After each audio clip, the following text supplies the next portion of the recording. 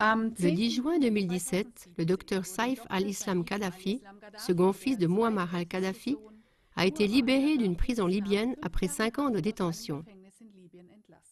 Les principaux médias occidentaux allemands, la FAZ, Die Zeit, Bild, Tagesschau.de, Blick, etc., ont rapporté que la Cour internationale de justice, CIJ, de La Haye, avait déjà délivré en 2011 un mandat d'arrêt contre Saif Kadhafi. Celui-ci reste valable indépendamment de prétendues lois d'amnistie en Libye. Selon Tagesschau.de, Saif Kadhafi aurait aidé à l'époque à planifier la répression brutale des manifestations populaires contre son père. C'est presque à l'unisson que les médias principaux présentent Saif Kadhafi sous un mauvais jour. Les preuves sont pourtant très minces et mènent plutôt à conclure que cette opinion est basée sur des préjugés. Car malgré la lourdeur des accusations, la CIJ n'a mené aucune enquête sur place en Libye. Au lieu de cela, pendant 2 semaines, elle n'a fait qu'en tirer ses propres conclusions et identifier les auteurs. D'un autre côté, le général libyen Al-Hantiri a expliqué que même des opposants de Kadhafi souhaitent maintenant retourner à l'ancien temps sous Kadhafi. Al-Hantiri est le chef du groupe armé qui a gardé prisonnier Saif al-Islam Kadhafi et l'a libéré suite à une remise de peine générale. Je cite Al-Hantiri. Les 2/3 du peuple libyen soutiennent toujours l'ancien gouvernement. Je suis d'avis que Saif al-Islam va jouer un grand rôle dans la réconciliation des Libyens. À ce sujet, voyez aussi notre émission « Le fils de Kadhafi, une lueur d'espoir pour la Libye ». Qui est donc vraiment Saif al-Islam Kadhafi? Un criminel de guerre, comme le voit le public occidental? Ou pour la Libye, une lueur d'espoir qui pourrait jouer un rôle important dans la réconciliation du peuple, comme le croient de nombreux Libyens? Écoutez maintenant un commentaire qui est paru le 25 octobre 2017 dans le Herland Report et qui peut servir de réponse et de contre-voix possible. Le Herland Report est un portail politique sur Internet qui a été fondé par l'écrivain norvégienne et historienne en religion Han Nabintu Herland. Ce portail en ligne compte presque 1 million de visiteurs tous les mois. Avant les manifestations, Saif al-Islam Kadhafi était considéré comme l'architecte de la nouvelle Libye. Il présentait sa vision d'une Libye où il n'y aurait plus de prisonniers politiques, qui correspondrait à la Convention des droits de l'homme, qui répartirait les richesses et s'investirait pour la démocratie. Il avait commencé à faire des réformes politiques et économiques en Libye. Lors de ces réformes, des prisonniers radicaux islamistes ont été remis en liberté, réhabilités et réintégrés dans la société libyenne.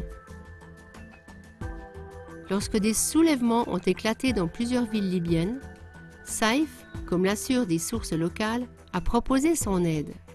Il a lancé des actions d'aide humanitaire pour aider dans tout le pays des gens qu'on avait chassés. Il a remis en liberté des détenus étrangers, a protégé les habitants de Misrata qui étaient attaqués de toutes parts et a offert de donner abri à des personnes de Benghazi qui avaient dû fuir les zones de combat. Saif al-Islam Kadhafi a aussi encouragé à faire des efforts pour la paix et soutenu des initiatives qui promettaient une solution à la guerre civile libyenne.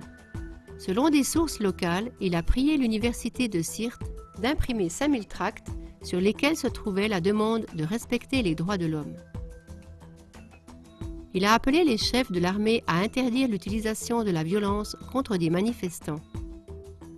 Cette chose a été confirmée par le chef de la centrale d'intervention commune pendant la guerre de 2011, le maréchal Al-Hadi Enbarish.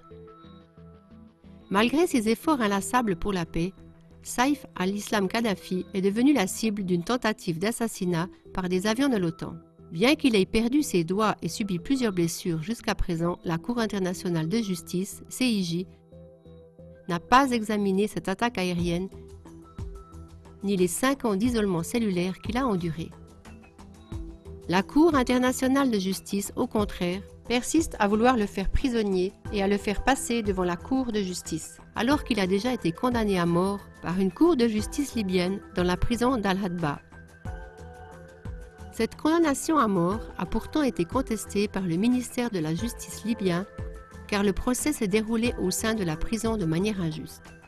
La CIJ doit respecter le droit libyen et être consciente qu'une personne ne peut pas être accusée 2 fois pour la même chose. Mais le but ultime de l'Occident et de la Cour internationale de justice est de se débarrasser de Saif al-Islam, tout comme ils l'ont fait de son père et de ses frères.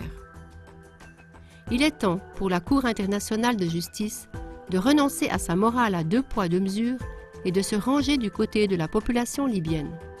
Celle-ci a pour but de libérer son pays de ses milices, comme l'EI et d'autres groupes de rebelles, et de construire une nouvelle Libye, où règnent les droits de l'homme, la prospérité, le développement et la loi. Nous, le Ireland Report, demandons au CIJ d'arrêter d'exiger qu'on livre Saif al-Islam Kadhafi.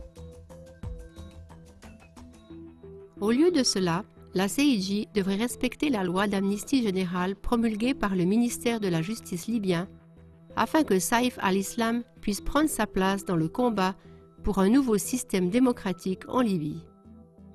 Dans ce sens, et maintenant que les pays occidentaux commencent à reconnaître leurs fautes, ils devraient coopérer avec les Libyens et les ONG honnêtes. Dans l'intérêt de la paix et de la réconciliation, les milices et leurs dirigeants devraient passer devant la justice.